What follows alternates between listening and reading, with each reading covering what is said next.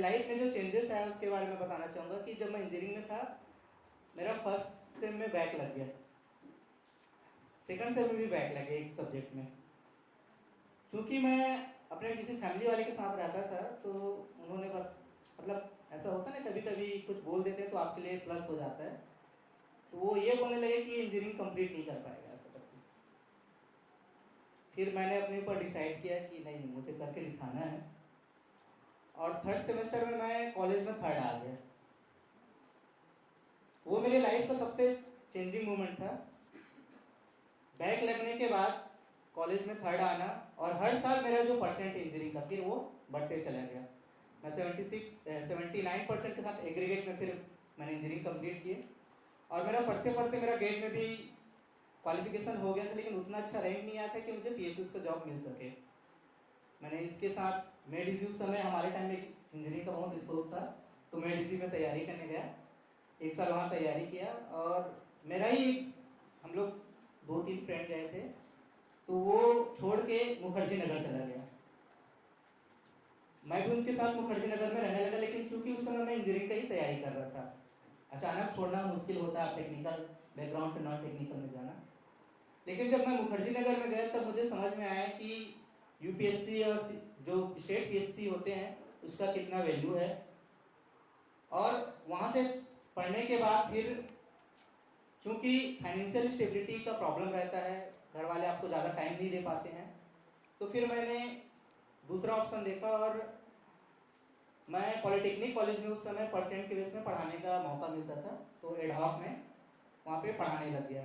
1 साल मुंगेली में पढ़ाया। जब मैं पॉलिटेक्निक में पढ़ा रहा था, सन 2015 की बात है, उसी समय असिस्टेंट प्रोफेसर का एग्ज़ाम निकला था और रेगुलर एम्प्लॉई आने लग गए। जब रेगुलर एम्प्लॉई आए तो कुछ एम्प्लॉई को वहाँ से निकालने लगे। तो मुझे दूसरा चीज़ समझ में आया कि संविदा नौकरी ऐसा चीज़ है जिसमें कभी भी आपको निकाल सकते हैं। फिर मैंने ये डिसाइड किया कि अब मैं चूँकि मुंगेली से बिलासपुर पास में है, तो बिलासपुर गया, फिर पीएससी का तैयारी किया।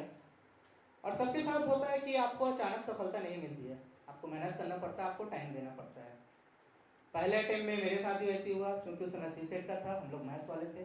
प्रीलिम्स निकल गया, मेंस का आइडिया नहीं था, मेंस नहीं निकला।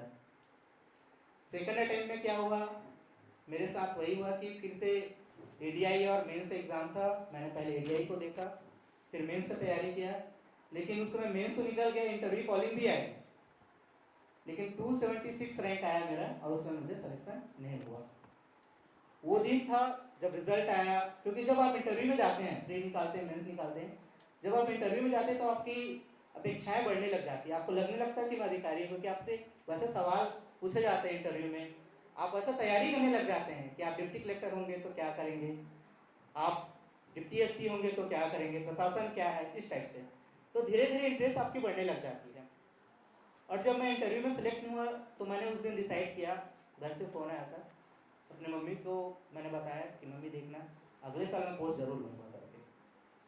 और जब नेक्स्ट पीएससी हुआ 2017 पीएससी, उसमें मेरा 110 रैंक आया और मैं अधीनस्थ लेखा अधिकारी ग्रुप में चयन हुआ मेरा। तो जब आपके अंदर ये भावना रहती है कि मुझे करना ही है, तो वो फिर हो जाता है। फिर आपके लिए सारी जो चुनौतियां हैं, सारी जो चीजें हैं, वो आपके सेकंड हो जाती हैं, और आपका जो फोकस है वो मेन हो जाता है। और ये सभी लोगों के साथ हुआ है, सिर्फ मेरे साथ नहीं हुआ है, ये सभी लोगों के साथ हुआ है। हम सभी जो असफलता है उसको चखे हैं, और असफलता ही सफलता की कुंजी है। जैसे सर ने बताया, असफलता ही जब तक आपको मिलती है तभी आपको समझ में आता है कि आपसे क्या कमी रह गई है, आप किसमें कम नंबर आया है, आपको कैसे उसको बढ़ा सकते हैं। फिर नेक्स्ट ईयर फिर मैंने और पीएससी दिया और मेरा 37 रैंक आया, और मैं असिस्टेंट डायरेक्टर पंचायत ग्रुप में मुझे पोस्ट मिली। ये 2018 की बात है। तो मैं कंटिन्यू 3 बार इंटरव्यू दिया था। 2018 के बाद फिर वही होता है कि जब जॉब में आ जाते हैं तो थोड़ा सा क्लास 2 पोस्ट मिल गया था, और जिला पंचायत में इतना काम रहता था कि टाइम नहीं मिल पाता था। और एक बार जॉब में आने के बाद उतना अच्छा डेडिकेशन से फिर मैंने पढ़ाई नहीं की, मैं ईमानदारी से बोलना चाहूँगा। लेकिन ऐसा नहीं कि अभी भी मेरे मन में, क्योंकि हम लोग डेली आईएएस, मतलब मेरे जो सीईओ होते हैं वो आईएएस ही होते हैं, उनके साथ ही डेली काम रहता है। सीईओ और कलेक्टर के साथ ही डेली अभी भी सीएम प्रोग्राम या कुछ भी रहता है तो हम लोग को उनके साथ ही काम करना रहता है। तो मन में आता है कि उस समय जब मैं दिल्ली गया था तो मैं यूपीएससी की तैयारी क्यों नहीं किया, क्योंकि जो आईएएस होते हैं उनको देख के लगता है कि उनके पास जो डिसीजन का पावर मिलता है, उनके पास जो हैंडलिंग का कैपेसिटी मिलता है, तो काश हम लोग भी अगर उस समय तैयारी करते हैं तो यूपीएससी निकाल लेते हैं। तो मैं आप लोगों को ये बोलना चाहता हूँ कि अपना लक्ष्य बड़ा रखो। ये नहीं कि सिर्फ आप व्यापम या पीएससी इसके बारे में मत सोचो, आप जो टॉप के जो जॉब है उसके बारे में सोचो। क्या पता आप आईएएस बन सकते हैं इसमें से। और ऐसा नहीं कि आईएएस बनने के लिए कोई एक्स्ट्रा ऐसे कोई चीज़ें की ज़रूरत नहीं है, बस मेहनत की ज़रूरत है। तो मैं पाटन के जितने जो आए हुए यहाँ पे हैं, मैं उनको यही कहना चाहूँगा कि अपना लक्ष्य पहले तो बड़ा रखें। जितना बड़ा आप लक्ष्य रखेंगे उतना आपको मेहनत करने की आपके अंदर कैपेसिटी आएगी, और जब आप मेहनत करते जाएंगे तो धीरे धीरे कॉन्फिडेंस भी आते जाएगा कि हाँ मैं एग्जाम को क्रैक कर सकता हूँ। पीएससी के बारे में ये बोलना चाहूँगा कि जो पीएससी है वो 3 से 4 चीज़ें मांगती है। मैंने पीएससी को डिफाइन भी किया था कि P is the planning and patience. जब तक आपके अंदर प्लानिंग और पेशेंस नहीं रहेगा, आप कोई भी एग्जाम या कोई भी चीज़ें हैं उसमें आप नहीं कर पाएंगे। आपका जो एज है उसको मैंने बताया था स्ट्रेंथ, आपको ढूंढना पड़ेगा कि आपका खुद के ऊपर किस चीज़ में क्या स्ट्रेंथ है। आपको फैमिली सपोर्ट करेंगे, आपके फ्रेंड सपोर्ट करेंगे, स्ट्रेंथ बहुत जरूरी है। और तीसरा है सी चैलेंजिंग।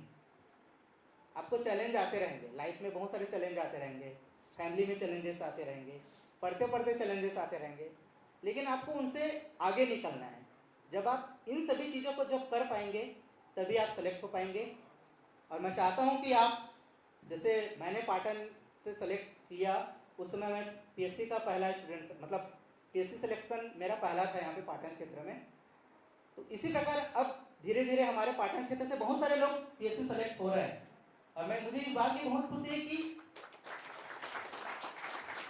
ऐसा करियर गाइडेंस जो प्रोग्राम है या कोचिंग है, पहले ये सब चीज़ें भी नहीं थी। अजय भाई ने भी बहुत अच्छा यहाँ पे जो बच्चे हैं उनके लिए एक सपोर्ट कर रहे हैं, आप लोग को मार्गदर्शन दे रहे हैं। जो कोचिंग होते हैं आप लोग को मार्गदर्शन देते हैं, तो आप उनका भी लाभ लीजिए।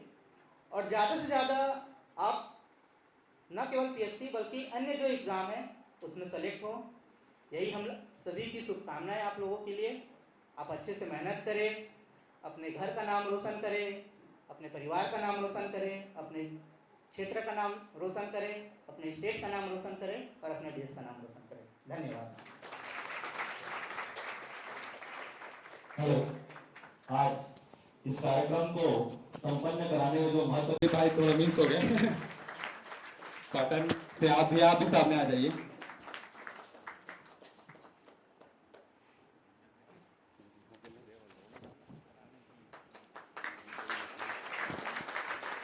और हमारे योगेश निर्मल जी